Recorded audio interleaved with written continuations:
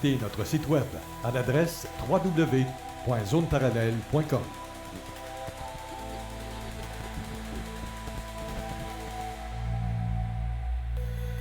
Et voici Carole Lauzé.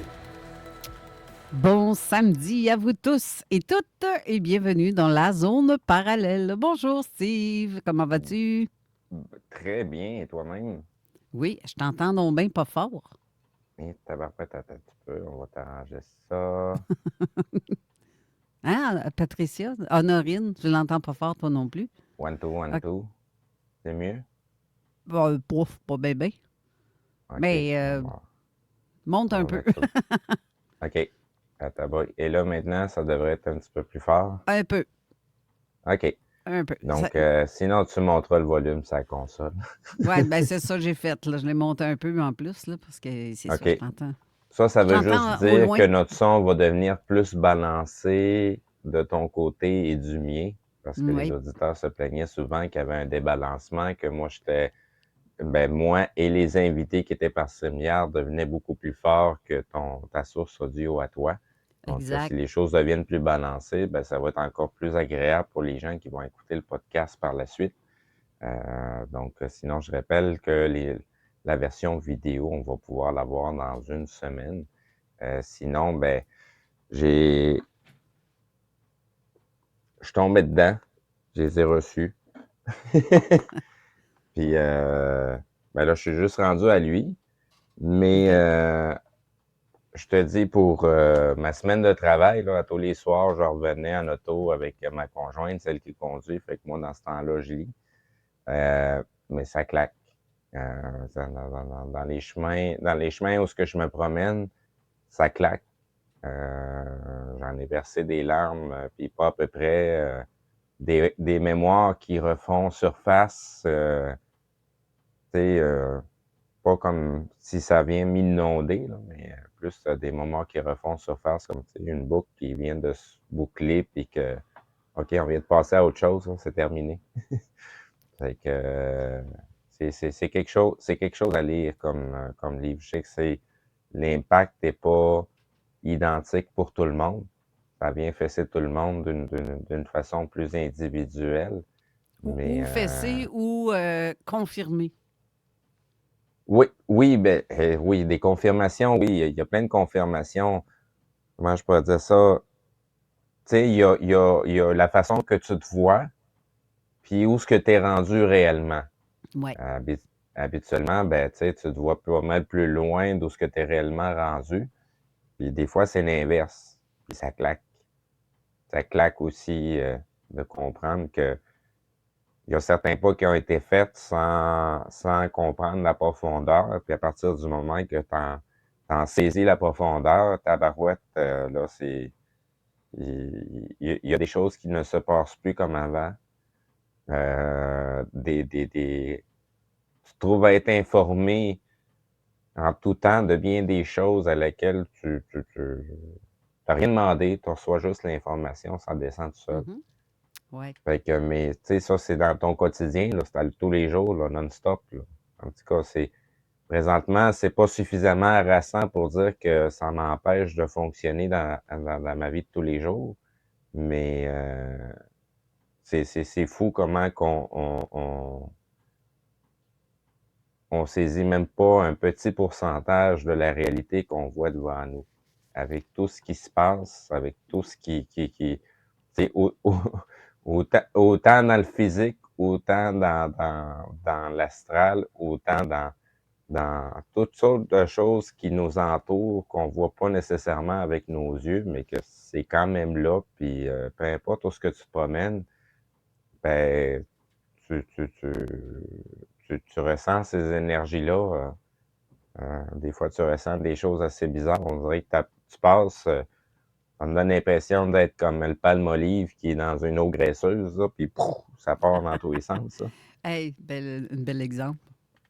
C'est assez simpliste, mais c'est assez représentatif des fois. Visuel, c'est très, ouais, c'est ça. Ouais, parce que tu sais, t'arrives à un endroit, puis toi, t'es dans ta bulle, t'es dans ta petite réalité, puis tu vois ce qui vient de se passer alentour de toi en un éclair. Là. Ouais. Puis, OK.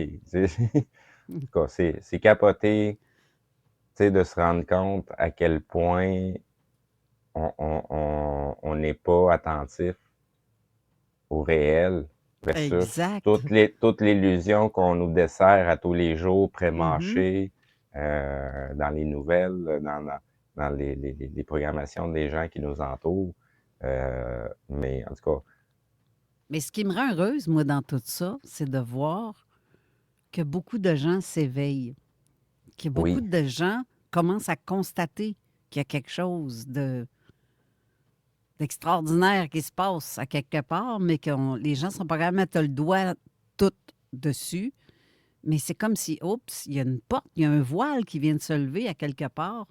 Puis on tombe tout le temps sur quelque chose ou quelqu'un qui apporte un mot qui vient de donner la réponse à. Hey, je te Mhm. donne un exemple. Honorine, fait une couple de fois qu'elle dit des choses, puis elle s'en rend même pas compte. C'est comme si ça part pas d'elle, mais c'est comme. Hey, l'autre fois, elle m'appelle ma belle Caroline. Ma mère seulement m'appelait comme ça. Puis l'autre coup, hier, pas hier, avant hier, c'est ma bougresse. Parce que jeudi, j'étais allée manger dans un resto, un chic petit café qu'il y a à Sainte-Croix. Puis elle dit, ah, moi, ma petite bougresse. Ma mère m'appelait de même encore une fois. Et j'avais jamais entendu personne d'autre dire cette expression-là.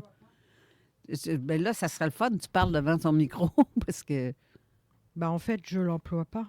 Je sais pas ben, pourquoi c'est venu comme ça. C'est pareil, j'ai contacté dans la semaine une auditrice que je connais pas, mais qu'il fallait que je contacte. Mais pourquoi, je sais pas. Et en fait, quand on avait fini notre discussion, elle m'a dit, je te remercie, tu m'as fait du bien. Alors si elle se reconnaît, je lui fais un gros bisou. ben, crime, c'est vrai, c'est bizarre, hein? On dirait que tout s'enchaîne, tout plein de trucs arrivent au bon moment et pas pour rien. Puis je trouve ça, c'est magnifique. C'est magnifique. Ça va tout le temps me surprendre, même si je connais ça un peu, puis je l'ai vécu souvent, ce genre de phénomène-là. À chaque fois que ça arrive, je suis tout le temps surprise. Mais là, ça va de plus en plus fréquemment. Puis je vois plein de monde qui vivent ça. Puis je chante belle ouverture, ça, Puis à Ben, l'écoute aussi. pas plus tard qu'une de nos invités qu'on a reçue, si de mémoire, me semble, c'est Stéphanie Trottier, Oui, c'est ça. euh, qui avait une façon à elle d'exprimer le réel de son vécu et de son cheminement. Et en tout cas, c'était capoté de voir du monde qui, on dirait, qui sort d'une boîte de Cracker Jack. Puis Colin, tu sais, c'est un peu comme mon parcours à moi que les gens ont peut-être l'impression que je sors d'une boîte de Crackle Jack depuis tu sais, de quelques années. Ben là, c'est moi qui est en train de le voir de d'autres personnes que tu sais, j'essaye pas de suivre tout le monde qui est qui est dans un certain sujet ou dans un certain domaine. Mhm. Les choses viennent d'elles-mêmes parce qu'ils doivent se produire, pas parce que je passe mon temps à les chercher. Ouais. Euh, Puis, tu sais, de voir que crime, ça commence à popper un petit peu partout, ce que les gens s'éveillent à leur réel, puis commencent à communiquer avec un vocabulaire qui est différent, avec une profondeur qui est différente. Pour ceux qui sont attentifs à la vibration, ben, quand tu l'écoutes parler, tu le sais qu'elle parle avec une vibration et non Oui, pas avec son intellect, là, avec c'est vrai. des statistiques ou avec, tu sais, une grille de comment il faut gérer la personnalité d'un ou de l'autre, comment qu'on le case. Tu sais, c'est fluide, ça coule tout seul. C'est Il y a ça. vraiment une interaction qui se passe, qui est réciproque, tu sais, qui va dans les deux sens. Tu sais, puis qu'on est capable de discuter d'un sujet ou d'apporter de l'information sans se nuire. En tout cas, il y a beaucoup de choses qui s'est passé dans cette émission-là. J'ai trouvé ça très intéressant de voir que ben, il y a plein de monde finalement qui sont en train d'entamer ce chemin-là et s'éveillent à eux-mêmes, puis ils commencent à trouver quel est leur rôle dans le grand film qu'on vit, là. Tout à fait.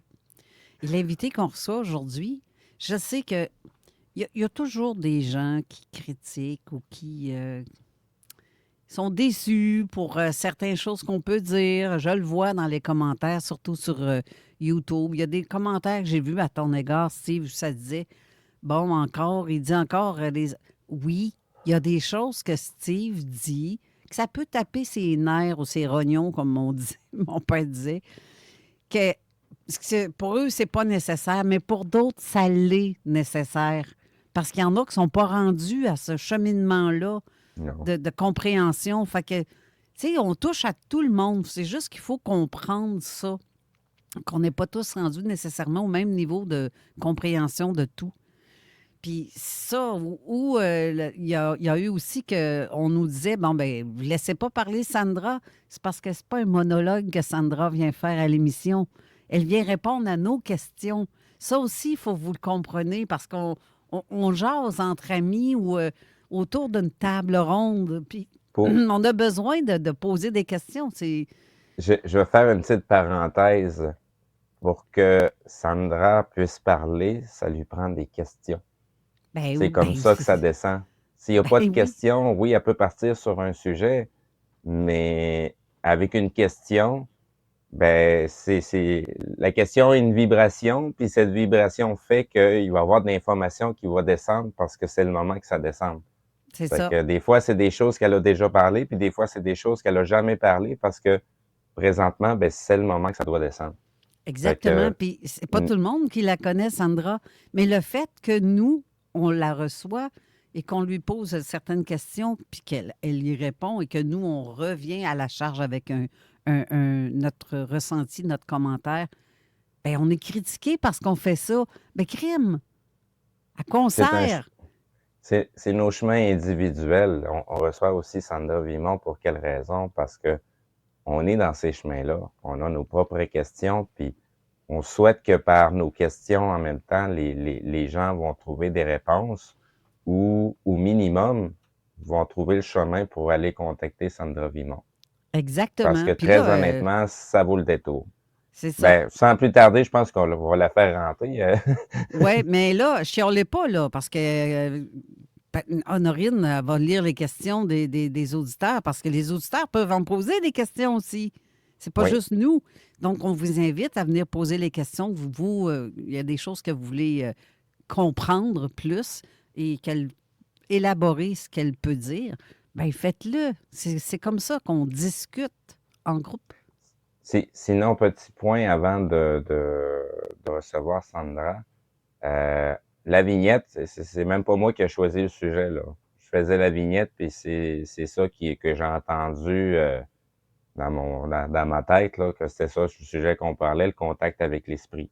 Fait que ça devrait tourner alentour de ça, mais pour le reste, ça va en fonction des questions qu'on va avoir à lui poser aujourd'hui, C'est la ça. façon Et que c'est ça se vaste. passe.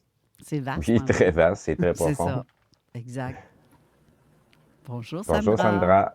Bonjour Carole, bonjour Steve, ça va bien?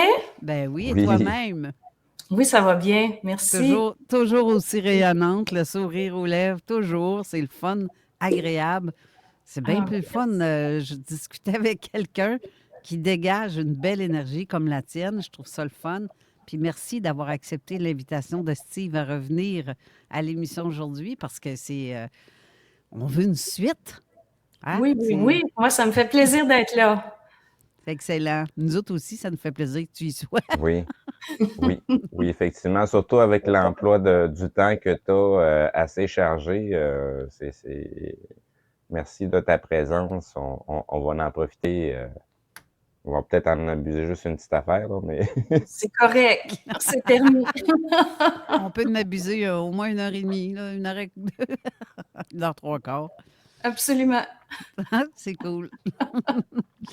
Donc, Steve, tu parlais de ces livres tantôt. Est-ce que tu peux me dire les titres des livres que tu as en main? Des livres de Sandra, justement. J'aimerais ça qu'on... oui, c'est ça. Ben, j'ai reçu le premier qui est Entrée dans le réel, que c'est vraiment la brique à commencer, là. Tu sais, disons, je sais qu'il y a beaucoup de gens qui ont déjà entamé un parcours et ont passé par du Bernard de Montréal, Robindo, il y a pas juste Sandra qui a parlé, Marthe Lassalle. sais, il y a pas de début, il y a pas de façon d'entrer dans là-dessus. Ce qui détermine par où est-ce que vous allez commencer, ça va être quoi la première source sur laquelle vous allez tomber. Tu sais, il y a des gens qui vont commencer avec du Bernard de Montréal, puis ça va prendre des années avant qu'ils découvrent Sandra Vimont, puis il y en a d'autres qui n'ont rien découvert d'autre qu'à partir de Sandra Vimont. Donc, tu sais, il y a pas de début, il n'y a pas de fin, mais le livre, il est vraiment intéressant. Peu importe où ce que vous en êtes rendu, c'est une entrée en matière, puis même si vous êtes déjà entré dans la matière amplement, ben c'est quand même une claque sur la gueule. Parce que ça réveille beaucoup de choses qu'on vit à l'intérieur, ça explique des mécaniques. Puis tu sais, il y a aussi une compréhension à avoir parce que certaines de ces mécaniques-là viennent pas viennent d'un parcours qui est très, très lointain, que on a-tu vraiment des mémoires récentes de ces événements-là? Non, mais ça veut pas dire qu'on n'est pas porteur de ces mémoires-là, à laquelle on doit s'affranchir. Puis, en tout cas, ça t'emmène trop de choses en simultané quand tu es en train de lire ça, parce que c'est pas juste une lecture. Tu sais, moi, je suis rendu à peu près au 8e chapitre là, de lu jusqu'à maintenant, depuis que je l'ai reçu. Ça se lit c'est très fluide, la façon de le lire. Ça rentre tout seul, En mais c'est toute parce que simplicité. oui, ça c'est la surface. En profondeur, comme je disais tout à l'heure, avant qu'on commence l'émission, je suis en train de discuter avec Sandra. Tu sais, des bouts, je me sens comme un vieux paillasson qui se fait secouer, là, puis toute la poussière revole dans tous les sens, puis tu sais, tu te désencrasses, là, t'es plus léger, mais tabarouette, Avant ça, t'étais plus flexible que ça. Mais tu sais, tu te sens secoué, il y a plein de structures qui se trouvent à être ébranlées. Il y a des trucs qui s'écroulent. Tu sais, t'as pas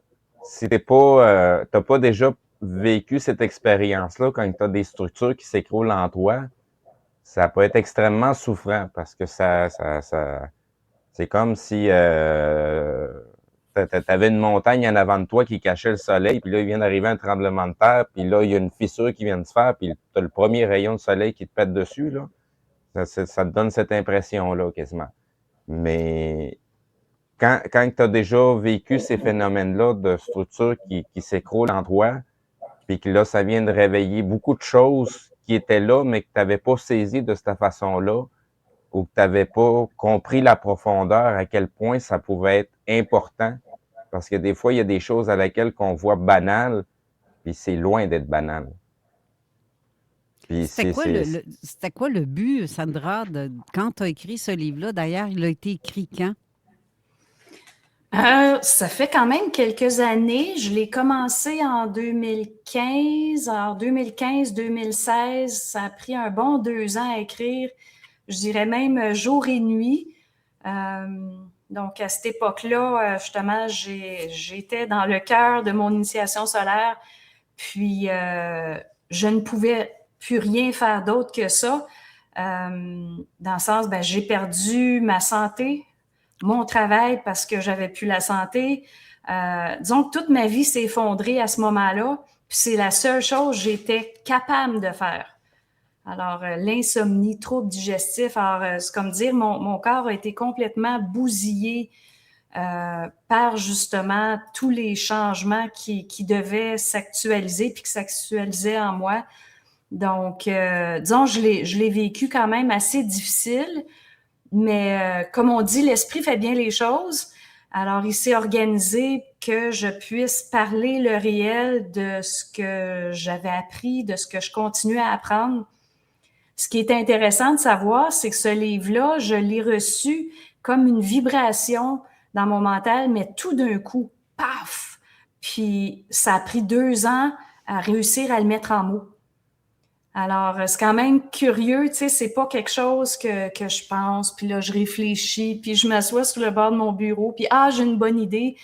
C'était pas ça du tout, c'était, bon, mais comment je réussis à mettre ça en mots?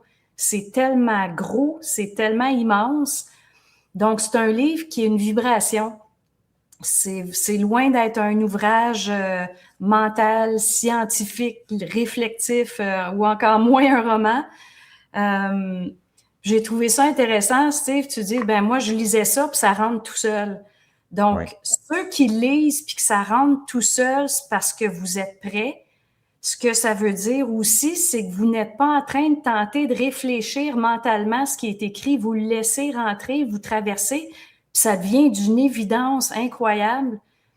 Mais parfois, il y a des gens qui lisent, puis ils me disent, mais Sandra, je comprends rien. Puis j'essaie, puis je réussis pas. Ben, dans ce temps-là, c'est des gens qui vont essayer de le lire avec un mental, comme on essaierait de lire de la physique quantique. Puis c'est dire, ben non, c'est pas avec le mental inférieur qu'il faut lire ce livre-là, il faut juste le lire. Puis si c'est difficile pour vous, ben lisez-le peut-être quand vous êtes fatigué. C'est un peu ironique, là, Non, mais quand on c'est est vrai. fatigué, le mental, il est moins prêt à forcer. C'est comme ça, on crée de l'espace à l'intérieur de nous, justement, pour que ça puisse être fluide.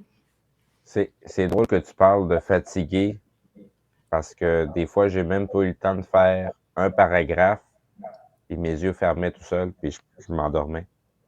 Ah, ah, c'est C'est, intéressant. ouais, non, c'est ça. Pour ça, je te dis que le livre, c'est pas juste la lecture. C'est ce qui se passe pendant qu'on est en train d'interagir avec le livre que c'est ça qui est saisi, là. C'est ça qui vient Oui, t'ébranler à l'intérieur. Puis tu me fais réaliser en même temps que si ça se passe parce que je suis rendu là, mais de la façon que ça se passe, parce que les choses se passent plus amplement que je pouvais le prétendre ou en être vraiment conscient. Le doute s'installe assez facilement là-dedans. Hein. oui, C'est facile de s'enorgueillir là-dessus, puis après ça, finalement, t'es pas rendu là du tout, là. Fait que, je préfère garder mon doute puis avancer à petits pas, mais oui. au moins que je sais que mon pas qui est fait, tout est là, il manque rien, là. Je suis solide sur mes bottines, puis je m'en rends compte aussi à quel point je suis rendu solide dans mes bottines, à quel point j'arrive à être en paix dans ma tête, là. C'est des pensées, je me fais pas envahir, je me fais envahir à certains moments, mais dans la majorité du temps, capable de m'arrêter puis savoir, y a-tu quelque chose qui se passe, y a-tu quelque chose qui s'en vient, puis non, j'entends mon propre écho, là, il se passe rien, là. Ben, je trouve que ton approche est bonne, tu sais, de ne pas y aller mentalement, de ne pas y aller avec l'orgueil non plus. Puis c'est de se laisser traverser. C'est ça le fondement d'une vibration. Qu'est-ce qu'on fait avec ça?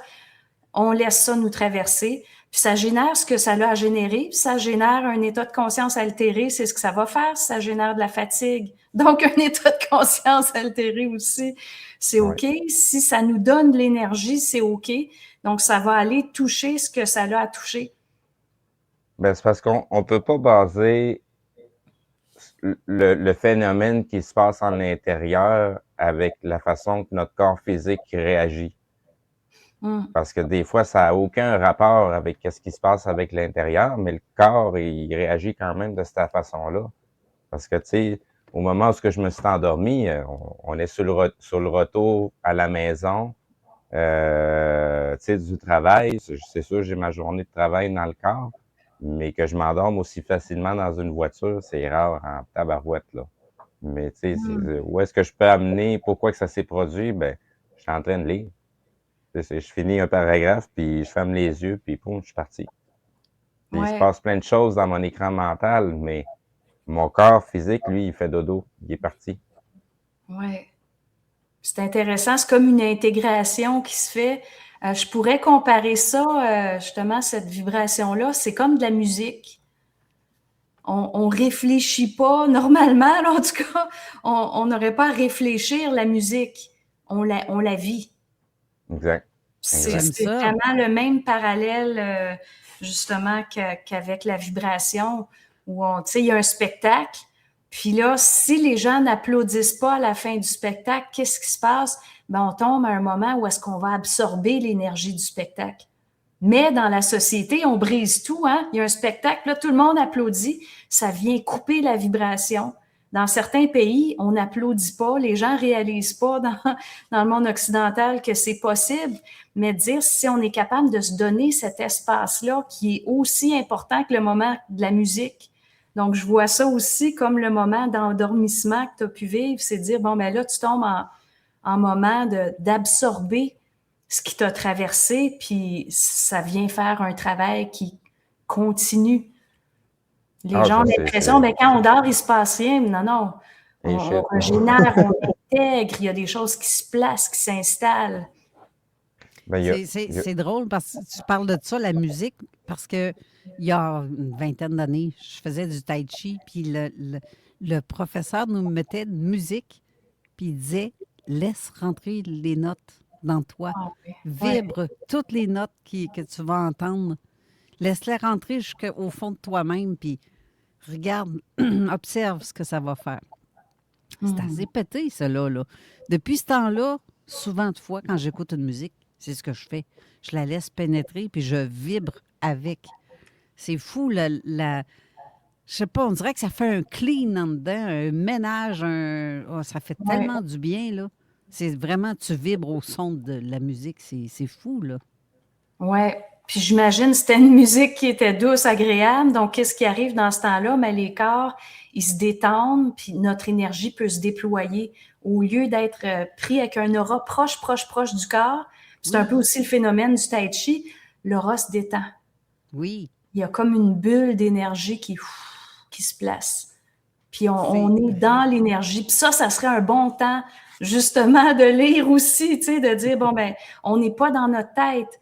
On est dans une présence qui est plus grande, qui est corporelle, qui fait partie de notre sensibilité. Tout à fait. Hey, on va devoir aller à une première pause, déjà. Ça coule. Ça coule tout seul. Ça coule. Ça coule tout seul, cette émission-là. Donc, on revient, rester là, parce que l'émission va être super intéressante. Donc, il on y a revient plein après de la bonnes pause. choses qui s'en viennent. Oui, on revient. De retour à l'émission avec la charmante Sandra Vimon.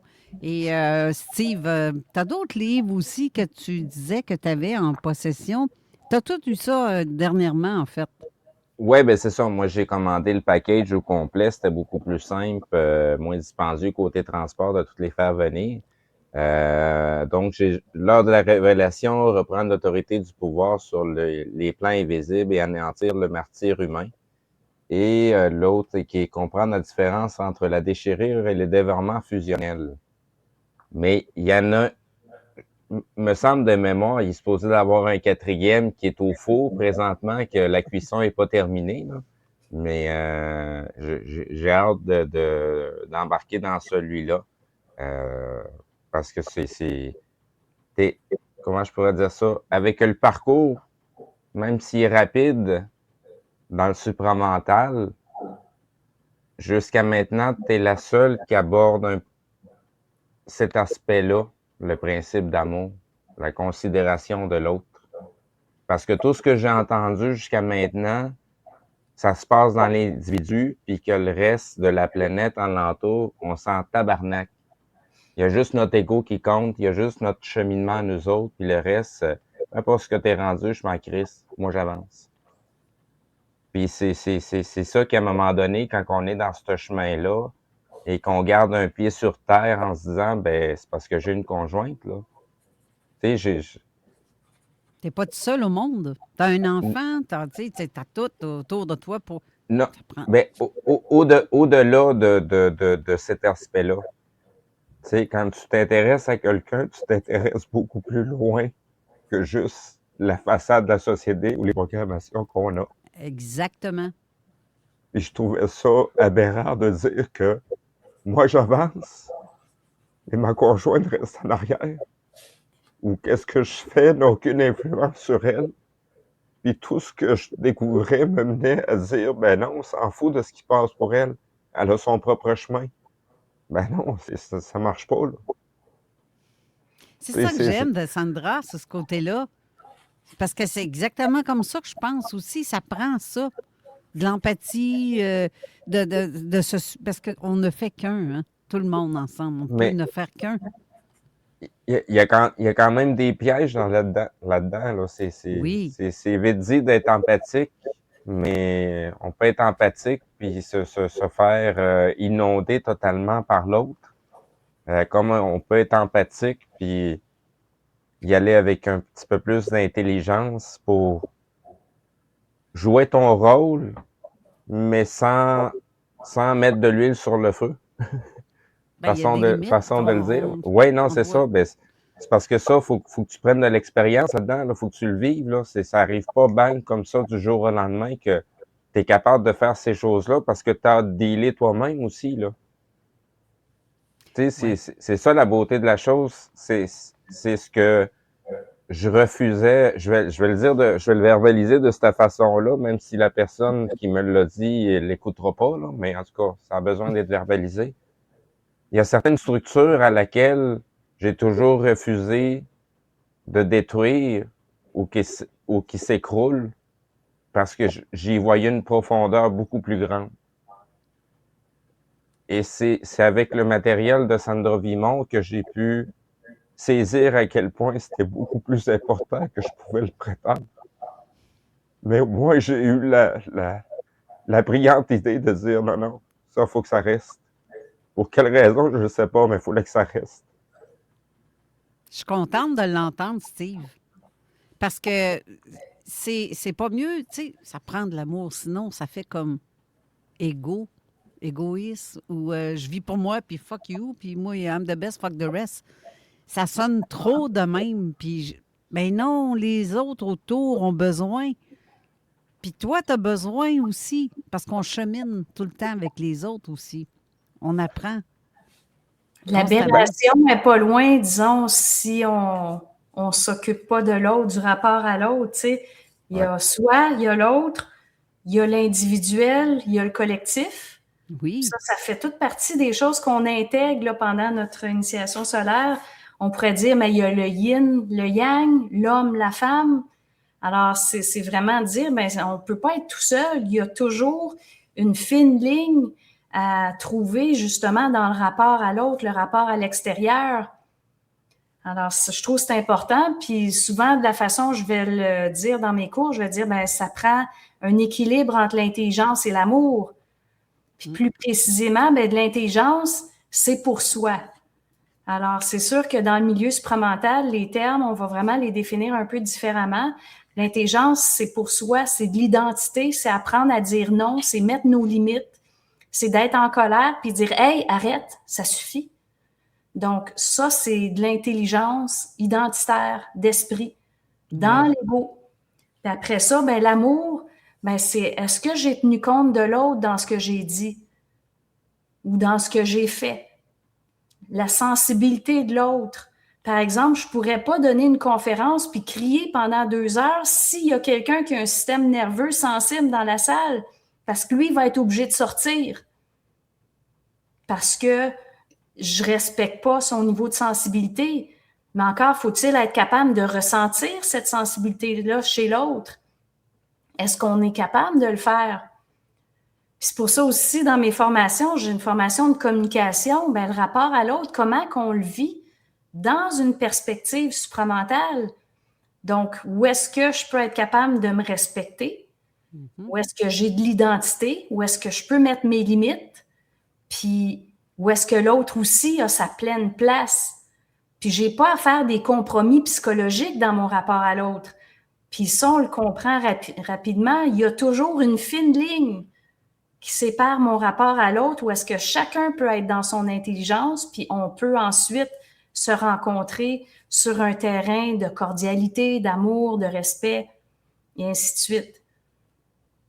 Bien, ça, en même temps, on a besoin de ça. Il y en a qui ont besoin de se faire dire une phrase clé pour comprendre, un mot clé, ou peu importe. On a besoin de ces échanges-là pour comprendre et avancer. Quand, comme là, Steve, t'en es la preuve vivante. Tu as lu les livres de Sandra, Il y a quelque chose que tu as... Donc, elle t'a apporté quelque chose sous forme d'écriture peut-être, mais si elle t'aurait parlé pour te le dire, il y aurait eu un échange entre deux. Je te dirais apporter quelque chose. Je pense que le mot donne pas vraiment la profondeur à ce qui se passe parce que à quelque part, ça vient réveiller quelque chose qui est déjà Ouais. là. Ben oui. Tu sais, puis c'est de la façon de le réveiller que c'est pas il y a beaucoup de choses. Mettons que ça arriverait par hasard, là. Il devrait avoir beaucoup de choses qui devraient se mettre en place tout seul avant que ça puisse se produire de lui-même. Oui. Le fait d'avoir une source d'information qui permet de provoquer ça à l'intérieur, parce que, tu sais, ce que Sandra elle a écrit, l'information qu'elle a descendue, qu'elle a mis sur papier, ben, t'es pas conscient de ce que ça va provoquer en tous et chacun quand que ça descend, là. Puis comment que ça va se provoquer. Fait que moi, je le vois plus comme ça vient, c'est venu réveiller des choses qui étaient déjà là, qui étaient enfouies sous bien des trucs ou des choses que ça avait l'air d'un bibelot, puis que finalement, ça s'anime, puis que tabarouette, il y a quelque chose de plus, là. C'est comme avoir accès à beaucoup de plans en simultané. C'est ça qui est capoté, c'est que dans ton quotidien, tous les jours, là, t'es là sur Terre, mais t'es là en même temps en astral, puis en même temps, t'es plus haut, puis tu vois tout le monde d'une autre façon. Tu vois plus les gens de la même façon. Tu vois leur personne physique, comment ils réagissent, leur comportement, mais tu vois aussi ce qui se cache derrière, qui fait que ben je me sens comme un peu un film que j'avais déjà parlé, qui s'appelle la traduction c'est Marc, mais c'est un film me semble ukrainien qui est sorti, que ça représentait une image des égrégores. Le gars, il avait fait une espèce de rituel, une date très spécifique, puis il avait égorgé un bœuf, puis il s'était baigné dans son sang. Puis au réveil, il était rendu capable de voir les égrégores à lesquels les gens étaient accrochés. Fait qu'il voyait ça comme des espèces de ballons qui gonflaient, là, qui sortaient du dos, là. Ben, je me sens un peu comme ce gars-là qui voit tout ce qui est accroché après les gens, puis que faut que tu apprennes à réagir à ces choses-là, tu sais, de façon plus passive, comme si, ben, celui qui est devant toi, il est pas conscient de ces choses-là. Toi, tu les vois, mais faut pas que tu y fasses peur en faisant, tu sais, c'est un peu comment tu apprends à interagir avec la personne, tout en voyant ce qui se passe en entour, ce qui est accroché dessus. Puis les affaires, tu sais, des fois, je parle à du monde, puis je le vois déjà, ce qui pourrait venir me titiller, parce que dans l'habitude, ça va me faire capoter, là. Puis je le vois s'en venir, puis OK, ça passe tout droit, parce que je le vois passer, mais j'y donne plus la même attention, ou mon ego réagit plus à ces choses-là, parce que il est comme en second plan. C'est capoté à décrire comme situation. Tu sais, j'ai l'impression d'être l'ego, mais d'être l'esprit en même temps, puis d'être en... Tu sais, on dirait que l'information... Comment je pourrais dire ça? Pas comme si je capte l'information dans mon plan physique, mais que je capte l'information qui arrive de partout, en simultané. Puis c'est cette sensation-là de grandeur ou de profondeur. En tout cas, on dirait que j'ai une bande passante beaucoup plus large qu'elle était avant. Mais, Sandra, le genre de formation que tu donnes, qui sont les personnes, de genre de personnes qui vont te consulter? Peux-tu me donner un exemple de ce qui se fait, ce qui se dit, les interactions qu'il y a en salle ou peu importe, ou comment ça fonctionne? Ben, je dirais les gens qui s'intéressent à ce que je fais, mais c'est un peu de tout le monde. Je dirais toutes les classes sociales. Autant des gens que j'ai déjà eu une personne qui était dans la rue, même dans une de mes formations, qu'elle n'avait pas de logement. Puis ça se rend à des multimillionnaires. Donc, il n'y a pas de classe sociale parce que finalement, on est tous des êtres humains qui ont vécu la chute vers la matière. On a vécu notre déchirure. On a perdu beaucoup de notre lumière. Puis, il y a ce paradigme-là commun qu'on dit, qui suis-je, où est-ce que je vais? Il y a ces fameuses questions-là qui, un jour, ont besoin d'être répondues, peu importe le milieu d'où est-ce qu'on peut venir. Puis, je dirais, c'est ça qui vient unir tout le monde. Alors, donc, dans mes cours, j'ai des gens dans la vingtaine, j'en ai qui ont plus de 80 ans. Alors, c'est vraiment, oui, c'est très, très large. J'en ai dans toute la francophonie mondiale, parce que je travaille pas juste au Québec. Donc, il y en a qui viennent avec leurs enfants, il y en a qui viennent avec leurs parents. C'est quand même très, très intéressant. Puis, je dirais, Ça vient pas de tomber dans l'oreille d'un sourd, ça. Il y en a qui viennent avec leurs enfants. Là. On se posait justement la question avec ma conjointe pour là, une fin de semaine, c'est notre garçon, il y a même pas 3 ans encore. On se posait la question. Donc en fait, ce qui est intéressant dans ce que je fais, c'est que j'invente rien, j'exprime ce qui est. Alors, ça rejoint le réel des hommes, des femmes, peu importe là, le milieu social, comme je disais, ou le travail. Il y a des psychologues de temps en temps qui viennent, j'ai des médecins de temps en temps qui viennent. Ça, je suis toujours ravie de voir ces personnes-là qui cherchent davantage de réponses. Des fois, au niveau médical, je deviens une référence plutôt. Dans le sens, ils savent pas quoi faire avec telle situation. Puis, moi, le domaine de la pensée, de la psyché humaine ou les phénomènes un peu occultes, où est-ce qu'ils n'ont pas de réponse dans le milieu médical, moi, je deviens une ressource intéressante à ce niveau-là. Alors, donc, c'est vraiment... Cite-moi donc un exemple, justement, de ce que tu viens de dire. Par rapport au niveau médical? Oui. OK. Il y a quelques années, ça doit faire quelques années maintenant, il y a un médecin en France qui m'a contacté parce que ils avaient quelqu'un qui était allé dans un centre de méditation Vipassana, il me semble que c'était ça. Puis pendant la méditation, la personne s'est retrouvée avec une montée de Kundalini fulgurante, donc qui a brûlé son système nerveux. Puis, la personne était sur la morphine. Puis, les médecins étaient un peu au dépourvu, mais qu'est-ce qu'on fait avec une situation comme ça? On comprend pas, on sait pas ce qui se passe. Donc, moi, j'ai été capable de dire, OK, voici ce qui se passe. On met des mots, on définit le réel, justement, de quelque chose qui est occulte parce qu'on connaît pas ces phénomènes-là énergétiques là, dans le milieu médical. La Kundalini, c'est pas quelque chose qui est connu non plus dans le milieu médical. Moi, je suis quand même spécialiste de la Kundalini, alors je comprends très, très bien le phénomène, les symptômes, qu'est-ce qui peut se produire, qu'est-ce qui peut mal aller, qu'est-ce qu'on peut faire pour réchapper les situations. Puis moi, je trouve ça quand même malheureux qu'il y a des centres, justement, comme Vipassana, qui n'ont pas cette expertise-là, cette maîtrise, parce que cette personne-là qui s'est retrouvée à l'hôpital, s'il y avait eu quelqu'un sur place qui maîtrisait la Kundalini, il aurait pu empêcher que ça empire. Si je fais un comparatif, c'est comme une brûlure 3e degré à l'intérieur.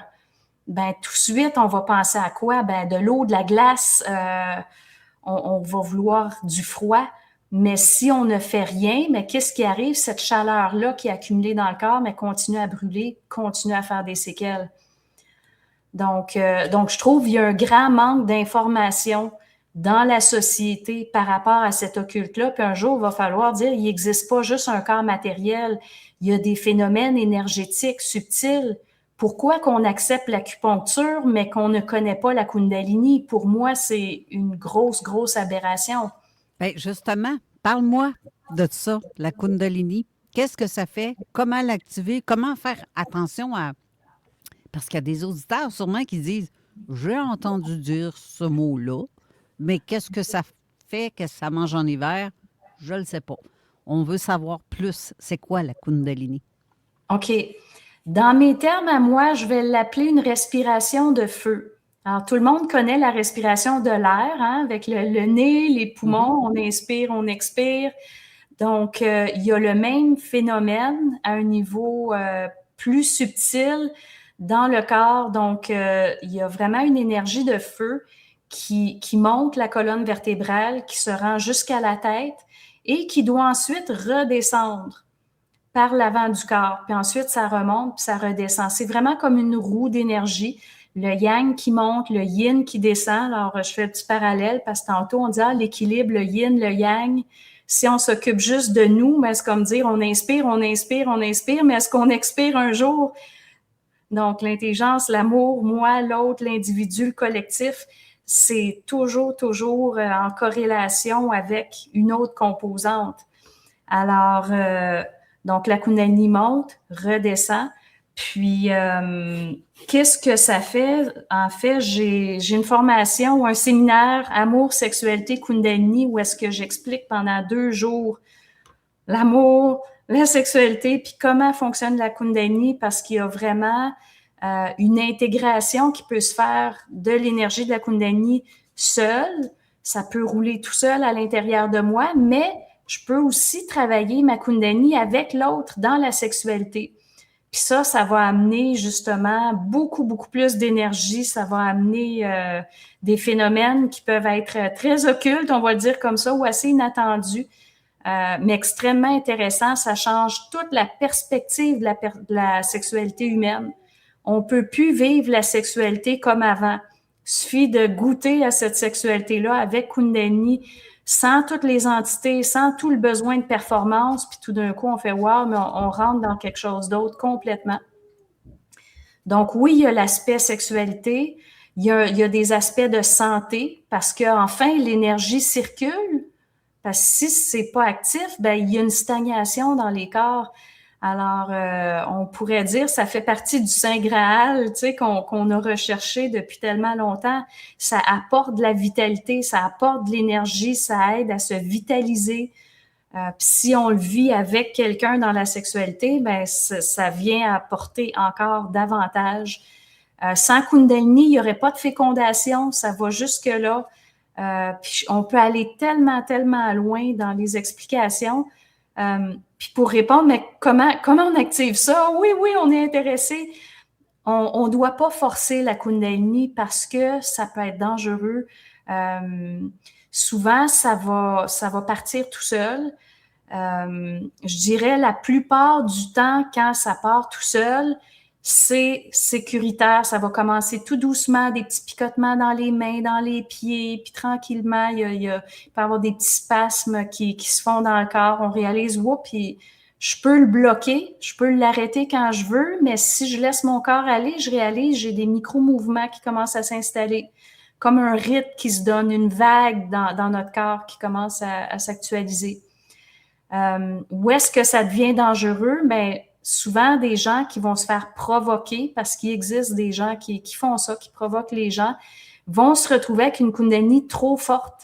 Donc, au lieu d'être quelque chose de très doux avec comme une petite vague qui nous traverse puis que c'est agréable, ben là, ça va créer un choc dans le corps qui, tout d'un coup, va devoir commencer à se libérer du gros matériel traumatique puis il n'est pas prêt.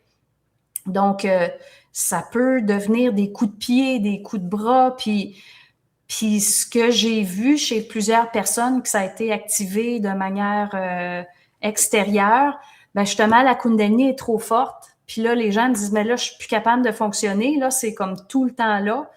Puis je leur dis, ben la seule chose que tu peux faire, ben c'est te donner du temps parce qu'il va falloir que tu grandisses en contenance. C'est comme dire, t'as un verre d'eau, là, puis là, il est plein. Il va falloir que tu grandisses ton verre d'eau pour que ce soit supportable. Puis ça, ben c'est juste le temps qui peut faire ça.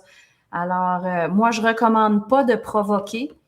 Cela étant dit, dans mes activités, j'ai une activité qui est assez récente, là, qui est, je fais des saunas bien froids et des exercices pour justement induire la Kundalini si elle est prête. Alors ça, pour moi, ça me convient parce qu'on ne force personne. Puis, à ma grande surprise, jusqu'à maintenant, il y a plus de 90% des gens qui sortent de cet atelier-là avec une Kundalini active. Puis c'est au-delà de mes espérances. Je dis, mais wow, les gens sont vraiment prêts. Mais le fait qu'on l'induit sans forcer, ben la Kundalini, elle grandit, elle apparaît, elle grandit, mais vraiment à un niveau qui est parfait pour les gens. C'est pas trop fort, c'est pas trop violent.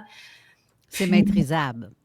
ah, totalement, totalement. Puis oui, les gens peuvent se mettre à pleurer ou vivre certaines émotions parce que, comme je l'ai mentionné entre les lignes un peu, le fait que la Kundalini circule, ben, ça enlève des blocages, mais pas juste physiques. On comprend que le physique est lié au psychique, est lié aux émotions retenues. Alors, quelqu'un qui a jamais pleuré de sa vie, ben, ça se pourrait que quand la Kundalini s'active, que la personne se mette à pleurer. S'il y a eu beaucoup de colère, de retenue, ben ça se pourrait que la personne ait besoin de hurler aussi pour sortir ce qui bloque, parce que la Kundalini, elle pousse puis elle veut se faire un chemin.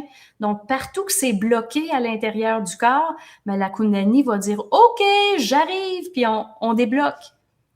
Puis ceux qui sont pas prêts, qu'est-ce qui arrive? Ben ça peut être, c'est sûr que là, il faut parler de chakra. Un chakra, c'est un centre d'énergie. Il y en a plusieurs dans le corps. Mhm. Donc, il y en a qui disent « Ah, du chakra, des chakras ». Des fois, j'entends dans le milieu supramental, mais c'est de la spiritualité, un chakra, c'est de la foutaise. Mais non, arrêtez, là. Tout le monde a un nez, tout le monde a une bouche, tout le monde a des chakras. Dans un cas, on est dans le physique, dans l'autre cas, on est dans le subtil. C'est correct, tu sais. Donc c'est pas parce qu'on parle de chakra qu'on devient astralisé, je vais le dire comme ça, ou qu'on perd la tête, là. Ça fait partie des énergies inhérentes aux êtres humains.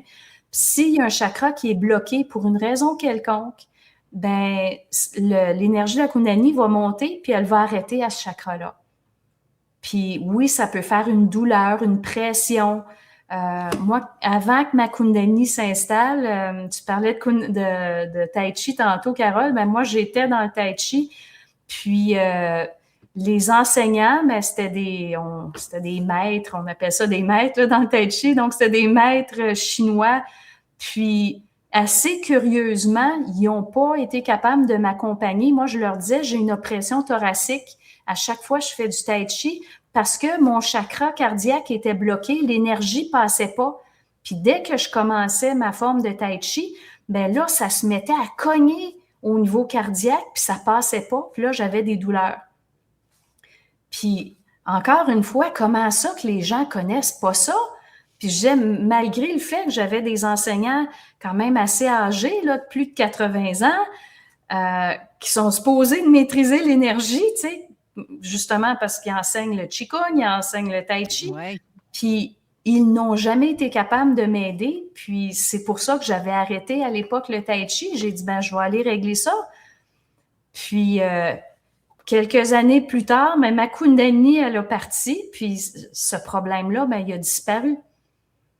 Alors, parce que on ne va pas naître avec tous les chakras libérés. Il y en a qui vont dire que c'est fermé, ouvert. Moi, j'aime pas trop les mots ouvert, fermé. J'aime mieux dire ça passe pas beaucoup. Parce que des fois, ça passe un peu. Alors, une fois que, justement, que ça passe, ben, on pourrait dire, là, la Kundalini est active. Il n'y a aucun chakra ou système d'énergie qui vient générer un blocage. Puis après ça, ben, il faut apprendre à vivre avec cette Kundalini-là qui peut partir n'importe quand. Mais en même temps, quelqu'un pourrait dire, ouais, mais c'est pas en train d'être actif, là, chez toi. Ben, moi, elle roule tout le temps. Mais par moment, elle devient beaucoup plus forte. Puis, plus on se repose après une activité intense, ben justement, plus la Kundalini va être forte. Donc, si moi, j'arrête de vous parler, je ferme les yeux, ben en 3 secondes, je commence à avoir des symptômes de Kundalini qui s'activent. Donc c'est quelque chose qui n'est pas très connu. Il y a beaucoup de désinformation. Alors, ceux qui font des recherches sur ça sur Internet, ne croyez rien de ce que vous lisez parce qu'il y a beaucoup, beaucoup, beaucoup de désinformation. Les gens ne comprennent pas ce que c'est, ne comprennent pas comment que ça marche. On se donne le chapeau de spécialiste, puis finalement, ben, on connaît pas ça. Il y a des gens qui enseignent le yoga Kundalini, leur Kundalini n'est même pas active. On dit non, mais ça va pas. C'est comme des imposteurs partout, façon de parler, mais on comprend, c'est de dire, mais je peux pas enseigner l'espagnol si je parle pas l'espagnol, ça va pas. Alors, on est dans ce profil-là de société actuellement où est-ce que tout le monde se prétend spécialiste, mais je réalise que les gens ne savent pas. J'ai déjà écouté des reportages de ci, de ça, puis c'est bien beau. C'est plein de beaux témoignages, mais il n'y a aucun moment qu'on nous dit, ben non, la Kundalini, c'est pas supposé de sortir par la tête, tu sais.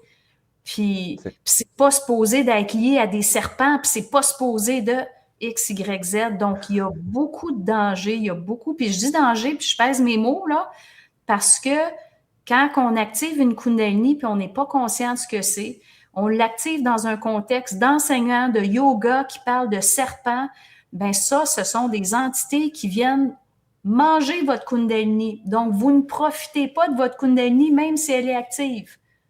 Il y en a qui la perdent par la tête, il y en a que ça se fait manger par des entités. Donc, on réalise que c'est pas un petit truc bagatelle du dimanche soir, là, c'est sérieux. C'est une très forte énergie. Puis, je dirais, mais ça prend quand même de l'information qui est juste. Moi, dans mon atelier, ben, je maîtrise tellement bien.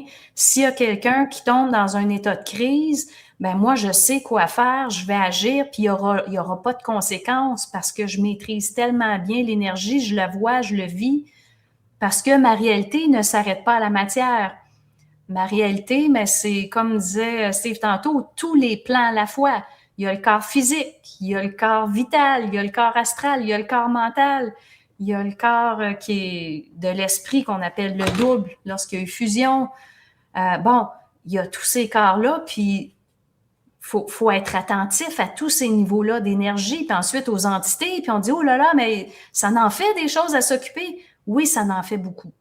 Mais tranquillement, notre contenance avec le temps grandit, on devient plus capable de supporter de l'énergie. Qu'est-ce que ça fait? Notre sensibilité grandit.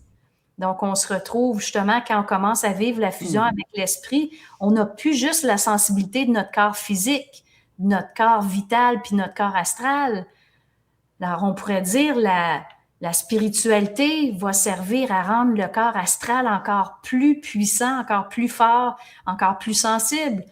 La fusion avec l'esprit fait en sorte que le corps de lumière de l'esprit, moi souvent je l'appelle corps de lumière quand on parle de l'esprit, mais quand ce corps-là commence à fusionner avec moi, avec mon ego, ben là tout d'un coup on appelle ça le double parce que l'ego a son double et ça fait partie de lui.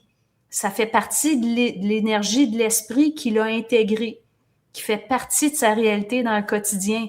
Donc, à partir du moment que j'ai un double, ben ma sensibilité va encore grandir. Va encore grandir. C'est ça. Hey, je peux pas te couper. Je veux pas te couper parce que c'est tellement intéressant ce que tu racontes. Mais on est comme un petit peu en retard pour la pub. C'est le temps de la pub. On y va. Oui, restez on là. Plonge. On revient. Oui. De retour à l'émission avec notre invitée Sandra Vimon. J'adore vraiment ce que tu dis depuis tantôt à propos de tout ce que tu racontes, à propos de ça, justement, les énergies qui circulent en nous. Et je ne sais pas trop, le son est-tu correct? Je me sens que je m'entends en écho en arrière, par exemple, non? Non. Non? Est-ce qu'on a des questions, Honorine? Des questions, il n'y en a pas, mais des petits commentaires. J'en ai retenu un de Mario Deschênes. Ce que vous dites depuis le début de l'émission me fait penser à la prophétie des Andes avec les synchronicités qui nous fait avancer vers nous-mêmes et au tout qui nous rassemble vers le divin. J'ai trouvé ça assez percutant. Oui, disons. Oui, c'est vraiment bien. Sinon, pas de questions. Non, parce qu'à mon avis, ils écoutent tous. Ben, ils comprennent. Ils reçoivent tout ce qu'elle nous donne. Ils comprennent l'information. Voilà, oui. Steve, il me semble que tu voulais dire quelque chose avant qu'on parte en pause. T'en souviens-tu? Oui, ben en fait, j'avais une question par rapport à la Kundalini. Parce que dans le fond, ce que j'en saisis de façon intellectuelle, c'est que ça permet aussi de faire une espèce de vidange.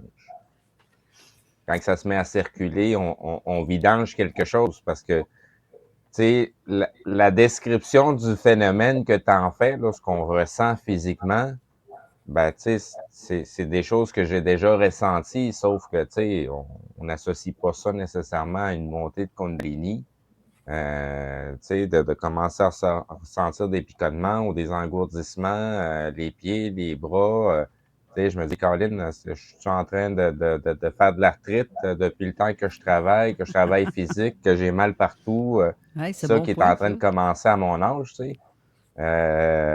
Puis, dans le fond, j'en comprends que c'en est autre chose. Il y a une vidange qui est en train de se produire en simultané, là, par Oui. rapport probablement au chemin que je suis en train de parcourir qui fait que on dirait que ça se passe en parallèle sans nécessairement que j'essaye de le faire. Oui, ben c'est vraiment, ça va libérer des blocages, ça va faire en sorte, tu sais, il y a des gens qui ont beaucoup de douleurs dans le corps, beaucoup d'inflammation. Flamme, feu, ben le feu, il est stagnant. Donc, on va vouloir faire circuler ce feu-là pour être capable de libérer justement les troubles inflammatoires, parce qu'on donne plein de recettes payantes pour dire, ah, ben libère-toi de ton inflammation, on va te donner tel produit, tel produit, tel produit. La Kundalini fait la job. Donc, c'est de dire, bon, ben si on parle justement d'inflammation, on va se questionner, bon, ben c'est quoi mon rapport avec la colère? Est-ce que je suis capable de la vivre, cette colère-là? Parce que la colère, peu de gens le savent, mais la colère, ça vient de l'esprit. L'esprit, c'est un être quand même de feu qui est directionnel. Donc, est-ce que je suis capable d'actualiser ce feu-là dans ma vie, de dire non, de mettre mes limites? C'est important d'être capable de mettre nos limites, de dire non, justement. Donc, est-ce que je suis capable de vivre ça? Ou est-ce que je ne suis pas capable de rentrer dans la colère? Je garde tout à l'intérieur de moi. Puis ce feu-là, ben, génère de l'inflammation dans mon corps parce qu'il est cristallisé à l'intérieur de moi, puis en plus, il ne bouge pas. Puis évidemment, je ne parle pas de colère contre l'autre. Ça, c'est important de le mentionner. Mais vraiment une colère de dire, mais je dénonce ce qui se passe, ça ne me convient pas. Puis on peut le dire à l'autre si ça ne me convient pas. Ben oui. Puis on peut le dire à l'esprit aussi, dire non, mais ça, c'est de la merde, là, l'événement que tu viens de me faire vivre, là, ça ne m'intéresse pas. Je t'ai vu réagir, Norine. Oui, j'ai une question pour Sandra. Est-ce Oui. que la Kundalini peut s'activer quand on dort pour comme nous protéger? Est-ce qu'elle peut s'activer quand on dort? Ben, je dirais que ça s'active dès qu'on est en mode repos. Je dirais il y a plus de chances qu'elle s'active dès que vous arrêtez votre activité puis vous vous couchez. Mais on pourrait pas dire que non, ça ne s'activera pas la nuit, comme la mienne, elle roule tout le temps. Donc, 24 sur 24, elle roule, elle circule. Puis, on pourrait dire des fois, le robinet il est ouvert plus fort, puis des fois, il est moins ouvert. Donc, je dirais, pendant ma période diurne, en général, ben, c'est comme un roulement qui est toujours doux. Je me couche toujours doux, mais oups, si j'ai vécu plus de stress, plus de tension, ah ben là, elle pourrait être plus forte. Il arrive un événement, oups, ça peut être plus fort. Donc, est-ce qu'elle pourrait faire un son aussi, une vibration qu'on pourrait entendre? La Kundalini pourrait faire un son? Oui, une vibration. Parce qu'en fait, la Kundalini, c'est un mouvement d'énergie. Quelqu'un qui aurait envie de faire des sons, en fait, il y a des sons qui vont entrer en résonance avec différents endroits de notre corps. Donc, par exemple, il y a des sons qui vont aller travailler la pinéale, il y en a qui vont travailler le cœur, il y en a qui vont travailler le ventre. Ça, c'est des sons quand même là, que vous pouvez trouver un peu partout sur Internet. Là, puis en même temps, ben, juste faites le son que vous avez envie. Moi, je suis plus de cette école-là de pensée, de dire, ben, qu'est-ce que j'ai envie de faire? Qu'est-ce qui m'appelle comme son? Puis si je ferme mes yeux, puis je vis le son à l'intérieur de mon corps, ben, je vais pouvoir voir c'est quelle zone qui est travaillée. Puis peut-être que, justement, vous avez besoin de travailler tel endroit de votre corps pour que la Kundalini puisse mieux y circuler ou Mais pour défaire un blocage. un son qui activerait le chakra du cœur, ça vous fait penser à quoi? Un son qui activerait le chakra du cœur, donc on pourrait dire, on pourrait essayer le A, on pourrait essayer plusieurs sons, mais je dirais c'est vraiment à chaque personne de faire le son puis de voir où est-ce que ça va dans votre corps à vous. Où est-ce que ça vibre le plus? Où est-ce que ça vibre, exactement. Parce que je pense que tu fais référence au son, au cri que ton toi-même supérieur peut avoir. C'est 2 fois que je l'ai entendu, mais c'était toujours pour me protéger. Explique justement à Sandra ce dont tu as vécu parce que je ne suis pas sûre qu'elle. En fait, c'est un rêve. Mais c'est un rêve qui n'est pas un rêve, vu que je reviens toujours avec quelque chose sur moi qui a un rapport avec le rêve. Donc, je rêve que je suis comme dans une pièce, je ne sais pas si c'est rond ou carré. Il y a 3 êtres qui sont là, mais je ne sais pas si c'est humain ou autre chose. Il y en a un qui arrive, ça je l'ai bien vu, la machine comme un code-barre. Une machine à code-barre, là. Et il me le pose sur le bras. Puis moi, je fais rien de spécial, mais là, le son qui vient de l'intérieur de moi, il s'active. Et là, j'ai mon chakra du cœur qui s'allume. Et il y a tout le monde qui valse en l'air. Tout le monde dégage. Et puis le matin, je me réveille. Et j'ai la marque sur ma peau, sur mon bras droit, où que ça a été marqué, quoi, pendant mon rêve. Et je dors avec aucun bijou, il n'y a rien. Et puis c'est à égale distance. De toute façon, je l'ai pris en photo. Mais le son que tu parles. J'arriverai pas à le faire. Non, mais qu'est-ce que ça fait? Ce son-là vient comment? Il vient sûrement quand je suis en danger. Oui. Ça hurle? Ça fait un drôle de bruit. Même ma sœur, elle l'avait entendu une fois. Elle m'a même dit, t'es possédée. Mais moi, je lui ai pas dit, mais c'est pas moi qui l'a fait, le son, là. Une fois, quand je suis tombée aussi, je l'ai entendu parce que je me suis fait très mal. Je pensais que je m'étais cassé quelque chose. Et puis ça, c'est comme, je veux dire, réparer tout seul. Je ne sais pas comment l'expliquer. J'arrive pas à expliquer, mais je sais que c'est pas du mal, ça. Je le sais au fond de moi-même. Que c'est pour me protéger. OK, ce serait ton toi supérieur qui hurle, qui fait comme attention!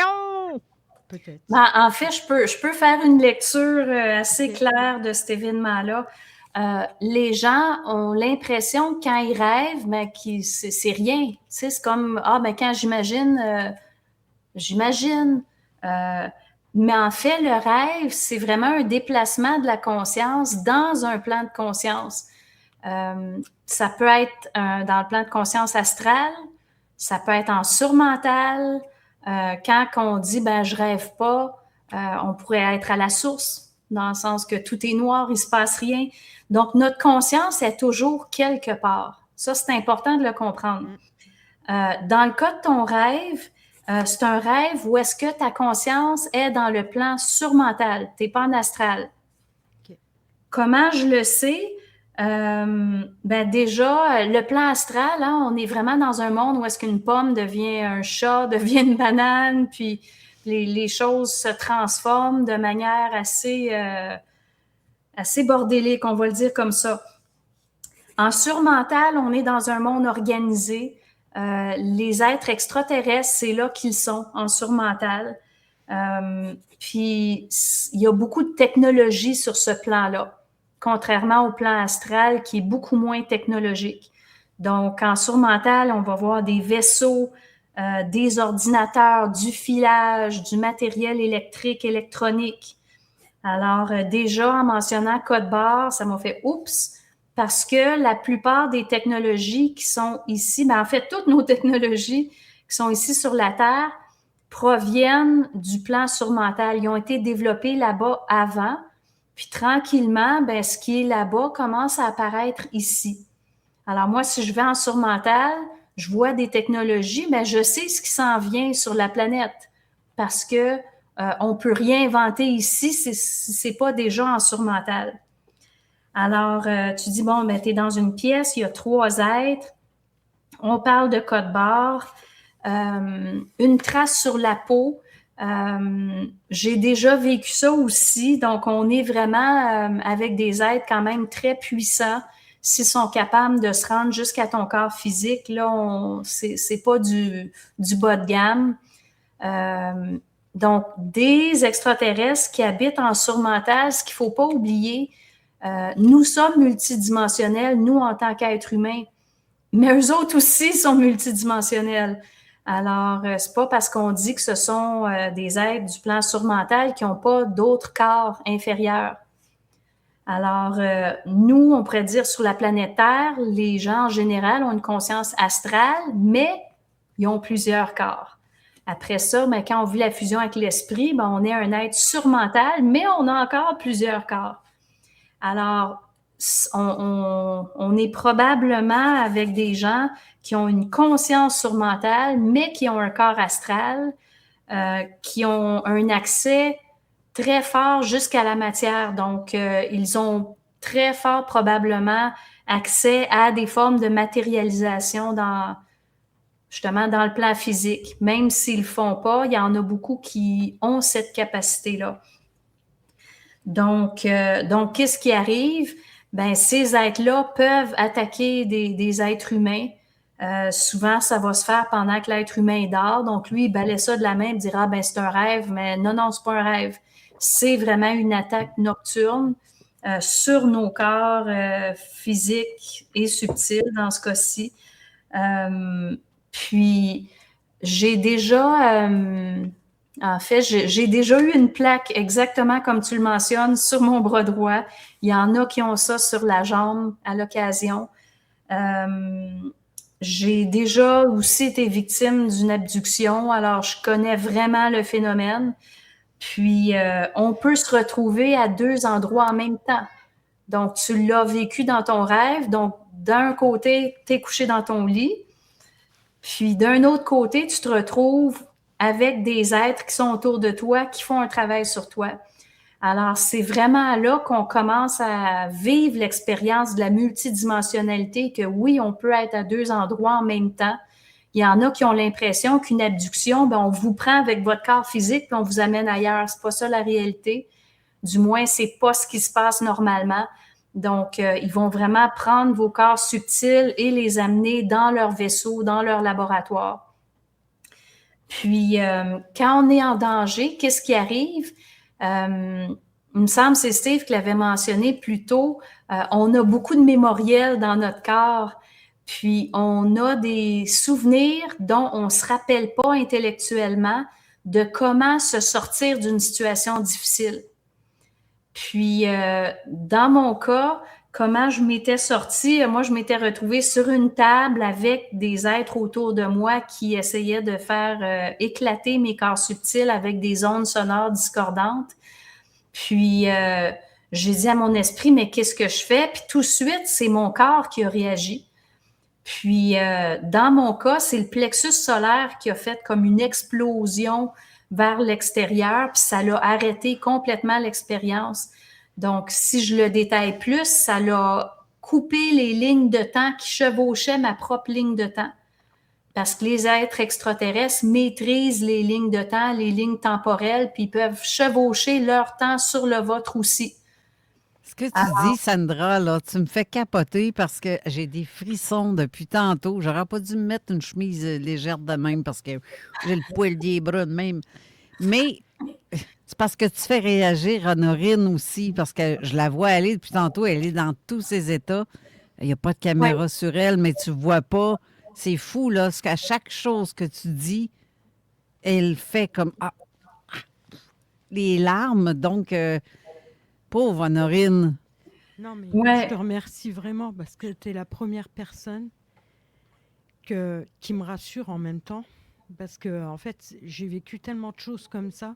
Il n'y a personne qui a pu me donner, tu vois, ce que tu me racontes, toi. Et puis, je te jure, ça me fait du bien. Tu ne peux pas savoir. Oui, c'est clair que comprendre ce qu'on vit, hein, c'est beaucoup. Parce que souvent, on reste pris avec des expériences qu'on ne comprend pas. Puis, je dirais, pour la marque sur le bras droit, dans mon expérience, souvent, ils peuvent injecter des choses, ils peuvent du poison, du venin. Puis même, tu sais, on dit oui, mais c'est pas physique. Non, c'est subtil. Mais moi, ce que je ferais, j'enlèverais des choses. Alors, vraiment, juste faire le geste de prendre ce qui aurait pu être déposé sur l'endroit où est-ce qu'il reste une trace, puis de l'enlever. Puis ton corps va te dire quel mouvement faire. Tu n'as Ok. pas besoin de le réfléchir. Bah, ça, je l'ai déjà fait avant. En OK. fait, si tu veux, moi, quand je viens à me cogner, mais même tout doucement, j'ai un bleu qui va rester à peu près 7 jours. Tu sais, ça va passer à toutes les couleurs de l'arc-en-ciel. Et cette marque-là, et ça me faisait comme une brûlure, Oui, en exact. fait, ça a duré qu'une journée. OK. Et j'ai mis ma main au-dessus, ma main où je sais que ma main gauche qui fait des choses. Je- en fait, j'aide beaucoup. J'ai fait plein de choses avec ma main gauche. OK. Je peux pas t'expliquer comment, ça vient du cœur et ça passe par ma main gauche. C'est Oui, ça. exact. C'est ça. Voilà, c'est ça. C'est le corps qui sait. Oui, Puis ça, exact. c'est quand même extraordinaire de réaliser qu'on a des mécanismes comme ça. Donc, moi, c'est le plexus solaire qui a fait pouf. Puis, justement, dans ton cas, mais c'est plus au niveau du cœur. Puis ton corps a su quoi faire Oui, pour, justement, les éjecter de ta ligne de temps puis dire non. Puis ça fait partie, on pourrait dire, de l'énergie, de la colère, de l'esprit, l'identité qui dit non. Vous ne passerez pas, tu sais. C'est de dire non, non, c'est pas acceptable. Donc, on voit que le corps a ce réflexe-là naturel, puis c'est heureusement, parce que s'il fallait le réfléchir, on n'aurait pas le temps de réfléchir que déjà, on serait très mal pris. en fait, moi, ça part tout seul. Je réfléchis pas. Exact, c'est ça. Ça vient vraiment du cœur, tu vois, du Oui, plexus solaire, c'est là. En oui, fait, tu te protèges aussi. C'est une forme de protection de ton toi-même, Oui, là. c'est ça. C'est Ouais. c'est oui, ça. Mm. Hey, il faut encore aller à une courte pause. Je pense qu'on va la faire tout de suite, puisque oui, là, on a la fin de l'émission qui s'en vient déjà. Malheureusement, ça passe vite, surtout quand on a des discussions comme ça qui m'animent, qui m'allument. Moi, ça m'allume au bout, là. Puis je pense que ça allume aussi beaucoup de gens qui dans l'auditoire parce qu'on me dit même que je regarde Christine Tuat qui dit elle aussi elle a des frissons à l'entendre ce qui se passe puis et il y a beaucoup d'expériences communes avec Honorine justement. C'est ouf, ouf, frisson assuré. Donc restez là pour la conclusion de l'émission. On revient tout de suite après. Donc pour la conclusion de l'émission. On a des commentaires quand même intéressants. J'ai Christine Capitaine qui dit Honorine est très intéressante et moi, je vois vraiment progressivement un changement chez elle. Et c'est vrai, ça.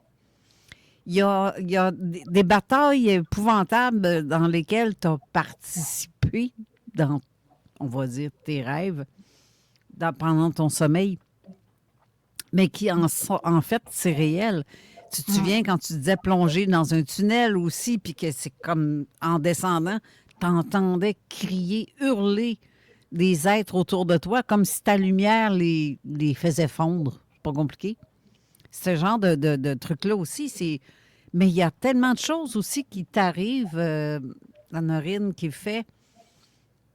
Ton ouverture est encore plus large. Tu ressens encore plus certains trucs où il y a des affaires que tu dis ou que tu fais que, voyons donc, c'est Mais par contre, j'ai plus peur. Avant, j'avais peur. une bonne Maintenant, j'ai nouvelle, plus ça. peur. C'est une bonne nouvelle. Ouais, Il ça faut m'a lui beaucoup crisser des volets, ce monde-là, dans le... c'est ça. Faut pas avoir peur de lui sacrer des volets. Mais sinon, je sais pas si... Sandra, est-ce que ça t'est déjà arrivé d'entrer en contact avec des êtres dans l'astral où tu sais oui. que tu dégages tellement qu'ils brûlent vif rien qu'à être à côté de toi? Ben, je dirais, les êtres en astral, déjà, il faut savoir qui est là. C'est qui en astral? Ben, je dirais, c'est des gens qui sont décédés, puis dont la conscience est allée, parce que le monde astral, on l'appelle aussi le monde de la mort, hein? Donc on se retrouve en astral avec des gens comme vous et moi, mais qui n'ont justement pas été en contact avec leur esprit, qui n'ont pas créé leur double. Donc, si on fusionne pas avec l'esprit, ben on se retrouve en astral à la mort. Alors, c'est certain que c'est pas là que Honorine a été, étant donné qu'on comprend que on se retrouve avec des êtres humains. Puis oui, il y a aussi des races animales. On peut parler des fameuses larves astrales ou des araignées qui ressemblent à des sortes de pieuvres qui ont comme des ventouses, qui s'installent sur les corps. Donc, il y a des races animales, puis il y a la race humaine qui est là, qui vient beaucoup interférer dans nos pensées. Alors, l'exemple classique, le jeune adolescent qui vit quelque chose de difficile, puis là, tout d'un coup, dans sa tête, ça dit hey, c'est le temps de prendre une bière, prends une bière de ton père, de ta mère, tu sais, puis là, il y a une entité astrale qui vient s'immiscer dans la vie de l'ego. Puis les gens ne savent pas que c'est pas eux autres qui pensent. Donc, en astral, on pourrait dire ça serait pas tant le genre d'expérience là qui pourrait être vécue. En surmental, on se retrouve avec des races extraterrestres, donc avec des vaisseaux. Donc, on pourrait dire où est-ce que ça serait l'endroit où Honorine a été. Quelque chose où est-ce que... descendu, on est venu me chercher pour me descendre dans la terre. Et très profond. Ah, ben voilà. Donc, dans les profondeurs de la Terre, donc oui, il existe des êtres, on pourrait dire, il y a des entités, il y a des êtres qui sont davantage éthérés. On pourrait dire, ça pourrait être des démons. Ce qui est curieux quand même, c'est que des êtres avec une conscience, normalement, ne disparaîtraient pas juste comme ça, sauf si, justement, tout leur corps subtil se fait brûler. Parce qu'il faut parler pratico-pratique. Un démon, ben, lui, par défaut, il n'a pas de conscience, puis ça ne peut pas mourir non plus.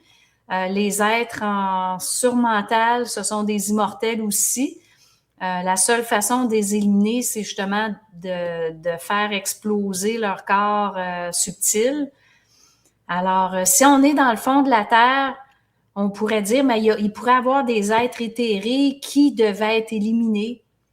Mais ça a toujours à voir dans mes rêves. Je vais te dire un truc, ça va peut-être faire un déclic. Je dois toujours délivrer des enfants. C'est ça. Délivrer des enfants? Oui, ça parle d'enfants tout le temps. Dans tous mes rêves que j'ai faits, il fallait que je cherche des enfants. C'était des enfants qui étaient comme pris au piège à quelque part. Je ne peux pas t'expliquer plus parce que moi, je ne peux pas me l'expliquer non plus. OK. Donc, libérer des êtres, c'est quand même intéressant parce que l'enfant puis le bébé, ça symbolise la vulnérabilité. Donc, on comprend que c'est d'aller aider ceux qui sont plus vulnérables, qui ont moins de défense. C'est loin d'être banal en tant que femme de dire qu'on voit ça parce que quand on a vécu notre déchirure pendant notre fameuse chute incarnationnelle, on a vécu une grande vulnérabilité. On a été meurtri dans cette vulnérabilité-là. Alors, c'est comme une façon de dire, ben, je m'en vais donner un coup de main pour plus que ça se reproduise, cette histoire-là. Donc, je trouve que c'est quand même beau. Ça me donne l'impression, c'est comme une guérison pour ces enfants-là, mais pour toi aussi en même temps. Parce que toi aussi, tu as été heurté puis meurtri dans ta sensibilité, dans ta vulnérabilité lors de ta chute. Donc, ça me donne l'impression, tu sais, quand je vous parlais un peu plus tôt d'individuel et de collectif, ben, on peut faire un parallèle, c'est dire, bon, ben, en aidant le collectif, ça vient comme apaiser aussi quelque chose à l'intérieur qui se règle tranquillement. Puis de savoir qu'il y a toujours quelqu'un qui va être là pour nous supporter, puis tu joues ce rôle-là avec les enfants. Que penses-tu aussi, Sandra, des gens comme... je regarde le commentaire de Luc Fortin qui dit que c'est très intéressant, une expérience. Ben lui, il a été dans un vaisseau en apesanteur, en flottant, aucune table, ni de chaise, ni... ils m'ont mis un implant du côté droit au niveau de l'oreille. Quand tu as une preuve physique qu'il y a quelque chose, parce qu'on a reçu aussi la semaine dernière quelqu'un qui parlait qu'il y avait quelque chose sous la langue ou dans la bouche, en fait. Mais quand quelqu'un a un implant de la sorte, tu sais, c'est un peu, sauf que c'est pas dans l'astral nécessairement. Ah, Parce que c'est pas astral du tout, ça, c'est surmental.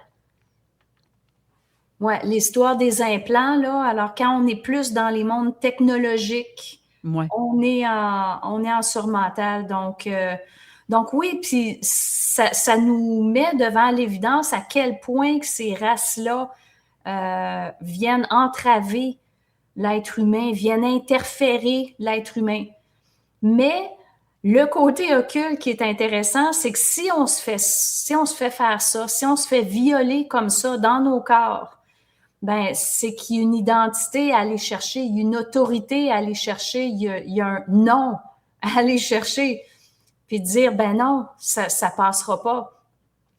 Puis, je dirais, ça fait partie de l'évolution de l'être que de traverser des événements comme ça pour plus que ça se reproduise. Donc, ça prend plus d'identité, plus d'autorité, plus de feu. Puis, il faut vraiment être capable de supporter ce qu'on sait parce que les gens sentent pas qu'ils peuvent dire ça à monsieur, madame, tout le monde, des expériences comme ça. On les garde pour nous, ça reste occulte. On le sait dans nos tripes que c'est réel, mais on n'est pas capable de le prouver. On n'a pas l'implant physique dans l'oreille, tu sais, dans ce cas-ci, mais on peut le ressentir physiquement, même si on ne voit rien. Donc, il y a vraiment une partie de contenance, apprendre à supporter ce qu'on sait, puis apprendre à naviguer dans ces mondes-là, sachant que c'est réel, puis sachant que ça a des impacts sur nos vies. Puis je dirais, plus on développe une autorité face à ces êtres-là, un non, vous ne passerez pas, puis comme Honorine tantôt, c'est comme un truc qui explose, qui fait pouf, enlevez-vous, que ce soit un son, une vibration, parce que dans ces plans-là, on travaille beaucoup avec le son et beaucoup avec la vibration. Je dirais que c'est les meilleures armes qu'ils n'ont pas, justement. Donc, ils veulent éliminer quelqu'un, ben ils vont pas y aller avec un fusil puis une balle, ils vont y aller avec un son. Un son. J'aime ça. J'aime ce que j'entends, ce que tu dis, vraiment. Parce que c'est carrément ça. Ben oui. Donc, ils ont ces appareils-là, puis c'est des appareils technologiques.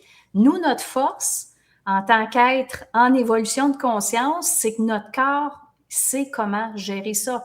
Nous, on n'a pas besoin d'ovnis, on n'a pas besoin de vaisseau, parce que le vaisseau, ça va devenir notre corps supramental qui va s'actualiser et qui va se déplacer par le mouvement de la Kundalini. Donc, on n'a pas besoin de ces technologies-là. C'est comme dire, ben, nos téléphones portables, nos cellulaires, ben, ils essaient de copier la télépathie pour pas qu'on en ait besoin. C'est dire, ben, on peut se parler de manière instantanée, on n'a pas besoin de télépathie, mais tranquillement, on va réaliser à quel point c'est la télépathie qu'on a besoin et non pas du téléphone. Donc, c'est toujours une lame à deux tranchants, leur technologie. Soit que ça nous enferme, ça nous emprisonne, puis ça nous empêche d'aller plus loin à l'intérieur de qui on est, puis de développer nos facultés.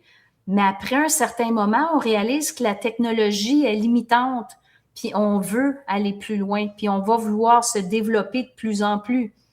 C'est comme dire, ben Internet, ça serait comme toutes les données du savoir que l'esprit peut aller chercher.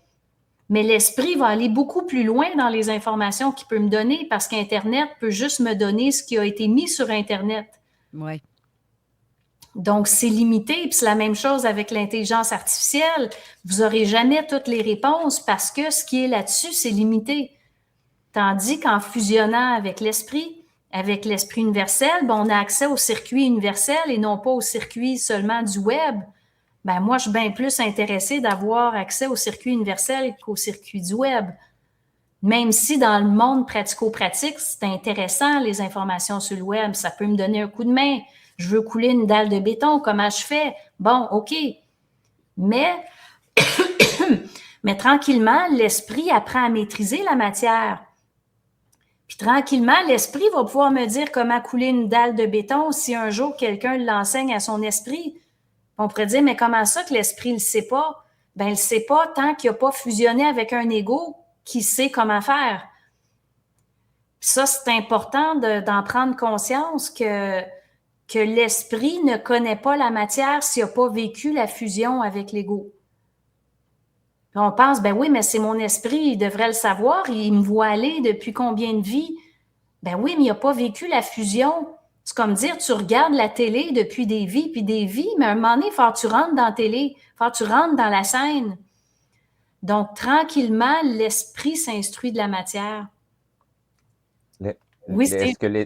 Est-ce que l'esprit, il commence à s'instruire à partir du moment qu'on commence à communiquer avec? Parce que tant aussi longtemps qu'on communique pas avec, il sait juste en surface ce qui se passe dans la matière, là. Oui, exactement. Comme dans un film ou comme un jeu vidéo, c'est l'exemple que je préfère. Donc, lui, il a la manette, mais nous, on est le personnage dans l'écran, dans le jeu, disons. Donc, il n'a jamais vécu l'expérience d'être l'auto qui a l'accident, d'être la personne qui a une épée puis qui avance dans le jeu, tu sais. Donc, si on est la voiture puis on rentre dans le mur, on va dire « Ah, ben prochaine fois, on va rejouer, tu sais, puis et on meurt, on revient, puis on recommence, tu sais. » Mais de dire que tu es l'ego, que tu ressens la douleur dans la matière, que tu vis des choses dans la matière, bien là, c'est autre chose. Donc, votre douleur, il faut que vous en parliez à votre esprit, dire « Hey, ça me fait mal. » Ça, on appelle ça de la douleur, puis ça correspond à l'énergie de la déchirure que toi, tu vis psychiquement, mais moi, je le vis dans la forme. Puis c'est pas des blagues, puis tu peux pas me laisser dans cette douleur-là physiquement, je fonctionne plus. Donc, il faut instruire l'esprit beaucoup, beaucoup. Donc, déjà, il faut savoir qu'on a un esprit. C'est déjà la prémisse de base de dire « OK, j'ai un esprit. » Puis après ça, il faut que je l'instruise la matière. Lui, il va m'instruire des plans subtils. Puis ce qui se passe ultimement, l'esprit doit voir dans les yeux de l'ego. Hein? Mon esprit doit regarder par mes yeux, par mon troisième œil aussi, pourquoi pas, pour voir le matériel et le subtil. Mais moi, je dois aussi aller dans ses yeux, puis de voir comment ça marche en surmental. C'est pour ça que moi, je peux vous expliquer ce qui se passe en surmental, parce que j'ai l'expérience via mes yeux, mais qui sont les yeux de mon esprit. Sinon, je ne pourrais pas vous expliquer tout ce que je vous explique. Ou il y aurait un risque que je dise n'importe quoi. Que je me fasse induire en erreur parce que ça dit ça dans ma tête, mais ce n'est pas parce que ça dit ça dans ma tête que c'est réel. Mais si j'en fais l'expérience, je suis certaine que c'est OK. Donc, c'est vraiment ça l'histoire, l'esprit, l'ego. Donc, l'esprit va enseigner plein de choses à l'ego. Il va y enseigner c'est quoi l'énergie de la colère objective, qui ne diffraque pas sur l'autre. Puis après ça, moi, je vais enseigner à l'esprit c'est quoi ce monde-là matériel. Donc, on va s'entraider dans notre multidimensionnalité. Sais-tu quoi? Je vais y aller. Ça va sembler niaiseux ce que je vais dire, là. Mais moi, les êtres extraterrestres qui essaient de rentrer en contact avec toi pour te rentrer un implant ou peu importe. Je vois ça comme un vieux mononcle cochon ou un estifi de pervers qui essaye d'abuser de toi. Oui. Est-ce que tu vas dire, toi, ben oui, vas-y, fouille-moi. Sans Zéline, c'est le fun. Non, tu vas vouloir dire à tes peu, là, tu me touches pas, c'est assez. Mon corps, c'est moi, ça m'appartient, puis that's it. Je le vois un peu comme ça. Oui. Ces êtres-là n'ont pas à avoir à jouer dedans ou non. Puis parce que là, ils font le smart, m'a donné un suçon. Oui, c'est ça. C'est ça. On est le rat de laboratoire. Oui. Littéralement. Ça te tente-tu d'être un rat? Non. Comment on fait pour s'en sortir? Là est la question. Oui. Autorité. Ça prend beaucoup d'autorité et d'esprit dans l'ego pour dire non. Puis une bonne pelle. Une bonne pelle. Et je dirais, ils ont accès à nous. C'est quand même occulte. Ils n'ont pas le droit, mais ils le font quand même. Oui. Puis comment qu'on peut leur enlever cet accès-là aussi? À partir du moment qu'on devient télépathe, on devient sur le même pied d'égalité qu'eux. Ça, c'est vrai. Oui. Puis ça devient bien compliqué pour eux parce que eux autres vont dire dans ma tête, disons qu'ils essaient de me mettre un implant. ben, ils vont dire dans ma tête, j'ai peur. Puis moi, je vais penser peut-être que c'est moi qui pense, si je ne sais pas que c'est eux autres qui sont en train de me parler ou qui essaient de se faire prendre pour moi. Donc là, ils vont dire, j'ai peur. Donc là, l'ego va réfléchir ça psychologiquement, puis il va réagir dans la peur au lieu d'être dans son autorité et de dire, faut te faire foutre. Ou bien, quand il me dit, j'ai peur, ben moi, il faut que je réponde, ah oui, t'as peur? Puis là, tout d'un coup, il va recevoir ce qu'il m'a dit en pleine face. Il va dire, merde, c'est un être télépathe. On ne peut plus y faire ce qu'on veut. Puis ça, c'est important. C'est vraiment la prémisse de base pour ne plus être touchable. C'est devenir télépathe, donc de savoir que toutes vos pensées, c'est de la communication. Puis vous avez le choix d'accepter la communication ou pas. Puis vous pouvez dire, ça, c'est de la merde, ça ne m'intéresse pas. Oui, mais je suis ton esprit. Non, tu ne parles pas comme un esprit, va te faire foutre. Ça me fait penser à Denis Jutras, ça. La façon qu'il dit « fuck you, le matrice », c'est un peu ça. C'est « fuck you, je veux pas te parler ». Non, c'est tellement. Mais, petit mot magique, la fameuse matrice, c'est un mot qu'on entend de plus en plus. Moi, je ne l'utilise pas pour une raison très simple parce que c'est comme si on voulait toujours blâmer quelque chose à l'extérieur. Hein? On cherche toujours un coupable. Ah, ben, c'est une matrice, ah, c'est une prison. Il y en a qui vont dire on est comme dans une prison. Puis ces termes-là, moi, je les trouve polarisés, puis on cherche encore quelqu'un ou quelque chose à blâmer. Quand au fond, c'est quoi le réel de la matrice? Si on voulait dire hey, c'est quoi le réel, mais pourquoi on utilise ce mot-là? Parce qu'on est encore polarisé. Comment on fait pour comprendre alors c'est quoi toute cette histoire-là? Bien, quand on a chuté, hein, la fameuse chute incarnationnelle, on était un esprit universel, on a diffracté, on a perdu de l'énergie, on a perdu de la lumière, on est devenu esprit, on a encore perdu de la lumière, on est devenu ego. Bien, toute l'énergie qu'on a perdue, ça va où cette énergie-là? Bien, c'est ce qu'on appelle Satan en termes occultes. Si on n'aime pas le mot Satan, appelez ça les forces descendantes. C'est plus neutre, ça polarise moins. Moi, je suis OK avec les deux mots parce que je polarise rien. C'est aux gens d'utiliser les mots qui conviennent pour pas se polariser. Donc, c'est dire, bon, ben moi, j'ai chuté, j'ai perdu de ma lumière, c'est devenu Satan, Lucifer, les forces descendantes, tout ça, les forces lucifériennes, les forces sataniques, là. Donc, c'est devenu cette masse-là, extérieure à moi ou qui apparaît comme étant extérieure à moi. Puis ensuite, cette énergie-là, elle vient m'induire en erreur. Elle me donne des croyances. Donc, elle vient boucher les trous parce que je ne contiens plus ma lumière. Je n'ai pas été capable de supporter ma chute sans perdre une partie de moi-même, sans perdre ma lumière parce qu'au fond, on aurait pu faire une chute puis pas perdre de lumière si on avait été capable de supporter la souffrance du changement de plan. Donc, si je n'avais pas perdu de lumière, ben, j'aurais jamais été dans ce qu'on appelle la matrice. Le problème, c'est que j'ai perdu de la lumière, puis ensuite, des êtres, on pourrait dire des êtres en surmental, des êtres en astral, prennent justement cette énergie-là, puis viennent m'induire en erreur. Donc, ils viennent m'habiter dans les endroits que je ne m'habite pas. Puis c'est ça qui génère la prison, la matrice. Mais c'est faux, ça n'existe pas. Moi, je ne suis pas dans une matrice parce que je m'habite complètement. C'est comme dire, bon, ben si vous faites un trou à l'intérieur de vous, ça donne l'autorité à quelqu'un d'aller l'habiter, ce trou-là, parce que vous ne l'occupez pas la place. Mais à partir du moment que vous vous habitez, ben, c'est un phénomène, c'est un mot bidon, matrice. Ça n'existe pas. Donc oui, ça existe dans le sens qu'il y a un voile sur votre psyché, mais c'est vous-même qui êtes responsable de votre propre voile. Je ne sais pas si vous captez la nuance. Alors si je dis, ah ben c'est à cause de la matrice, c'est à cause de ci, c'est à cause de ça, c'est à cause de... Puis j'oublie de remplir mes petits trous. Ou mon gros trou, ou tous les trous de où est-ce que j'ai perdu ma lumière, où est-ce que j'ai perdu conscience de moi-même. Parce que c'est ça le réel. Pendant notre chute, on a perdu conscience de nous-mêmes. Donc, il y a de l'énergie qui est sortie. Cette énergie-là, elle passe par toutes sortes de civilisations astrales surmentales.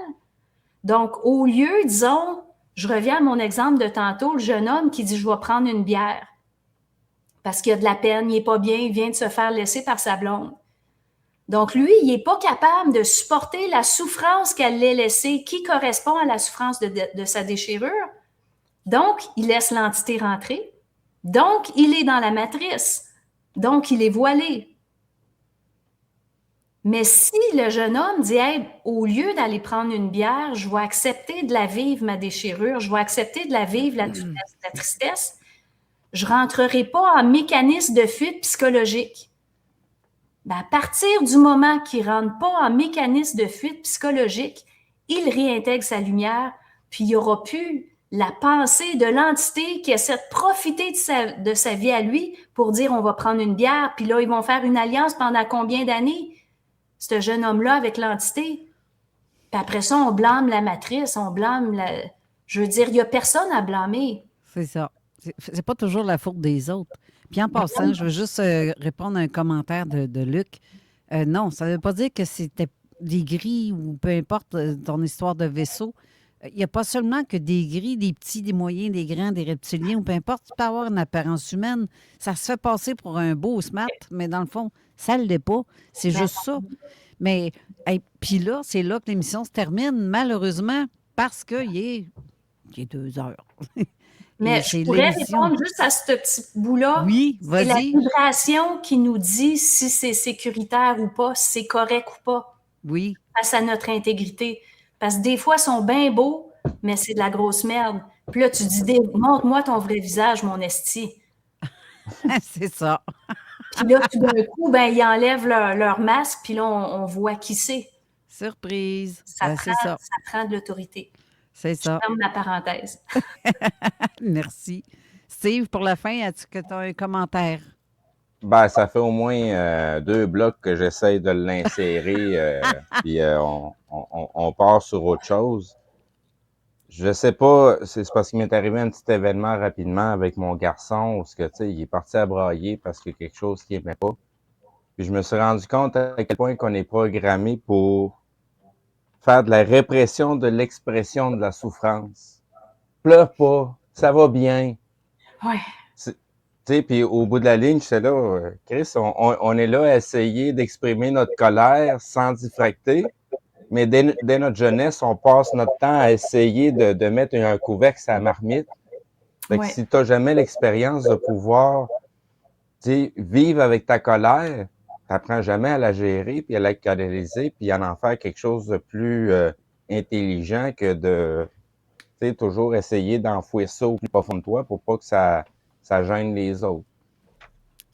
C'est ça que je voulais dire tantôt. Ton commentaire est très, très, très pertinent parce que, justement, rentrer dans le monde de la conscience, c'est d'être capable d'avoir une maîtrise complète de notre colère sans diffracter, sans blâmer l'autre, sans polariser, puis d'être capable de se laisser complètement traverser par la tristesse, de la déchirure, la souffrance, sans fuite psychologique, puis de dire, bon, ben, tu te sens triste, au lieu de faire ben non, il n'y a rien là, calme-toi.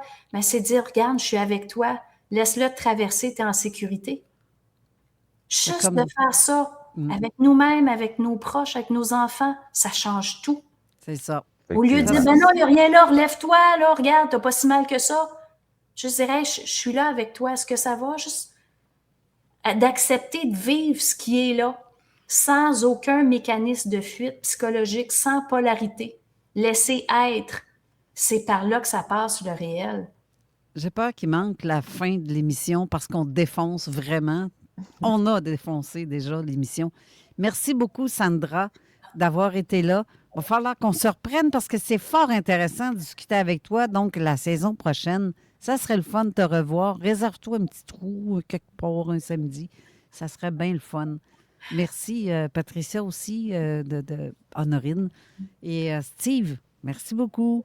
Puis, je suis bien contente. C'est une superbe, belle émission. Fait que Steve, pour le mot de la fin, as-tu quelque chose à dire? Bonne fin de semaine, puis bonne intégration. Oui, ouais, j'aime ça. J'aime ça. Merci. Restez là, c'est l'émission de. Merci. C'est l'émission de Gilles Thomas qui s'en vient dans l'autre zone dans quelques instants. Et nous, on se retrouve pour la semaine prochaine. Donc, bonne émission et bonne fin de semaine, tout le monde. Merci. Merci, Bye bye-bye. Bye. 9h59 à 16h59 ce samedi 6 juin. Venez chercher votre caisse de boisson de 1999 au